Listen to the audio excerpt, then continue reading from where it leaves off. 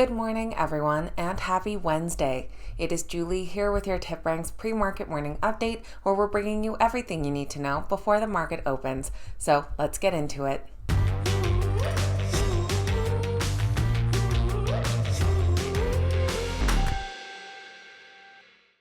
Alright guys, welcome back. Thank you all so much for being here and happy hump day. We've made it halfway through the week. This morning we'll be taking a look at exciting stock market news, notable earnings reports, though it is still fairly quiet, and which stocks are the morning's biggest gainers and losers. Don't forget to download the TipRanks mobile app so you can access the wisdom of thousands of Wall Street analysts and corporate insiders on the go. Links will be in the description down below. Now let's get right into this morning's exciting stock market news. U.S. stock futures are well into the red this morning as uncertainty surrounding the market and banks continue. Right now, Dow futures are down 1.72%, S&P 500 futures down 1.78%, and Nasdaq futures down 1.49%. Leading some of that decline is Credit Suisse. They fell to a record low after the company's biggest shareholder said that they would not invest any more money into the company. Shares of Credit Suisse are currently down 20% in the pre-market after the chairman of Saudi National Bank ruled out investing any more into the company.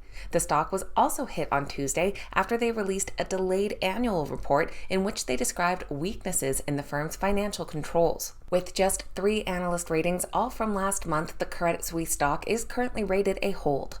Meta Platforms confirmed that they would be cutting another 10,000 jobs. This follows their announcement of 11,000 layoffs back in November. In a letter from Zuckerberg, he wrote that for most of our history, we saw rapid revenue growth year after year and had the resources to invest in many new products. But last year was a humbling wake-up call. The world economy changed, competitive pressures grew, and our growth slowed considerably. We scaled back budgets, shrunk our real estate footprint, and made the difficult decision to lay off 13% of our workforce. Now the company is making these additional cuts. Analysts seem to be in favor of it, though. They rate the stock a moderate buy with an average upside of over 13%. And Wells Fargo has filed for a $9.5 billion mixed shelf offering. The debt offering may include debt securities, warrants, units, and purchase contracts, and the company intends to use the net proceeds for general corporate purposes. Analysts currently rate the Wells Fargo stock a moderate buy with an average upside of 30%. Now moving over to notable earnings reports. The pre-market is fairly quiet this morning. In the after hours, we'll be hearing from big names like Adobe, UiPath, and Five Below.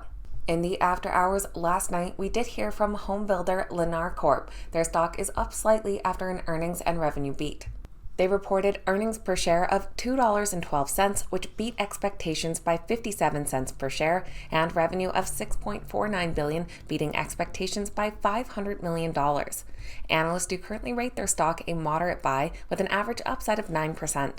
And in the pre-market this morning, we did hear from Oatly. Now their stock is on the rise, currently up 12%. Despite missing on earnings, they provided some positive future outlook. They are calling for 23 to 28% revenue growth, and for full year fiscal 2024, they're hoping to deliver positive adjusted EBITDA.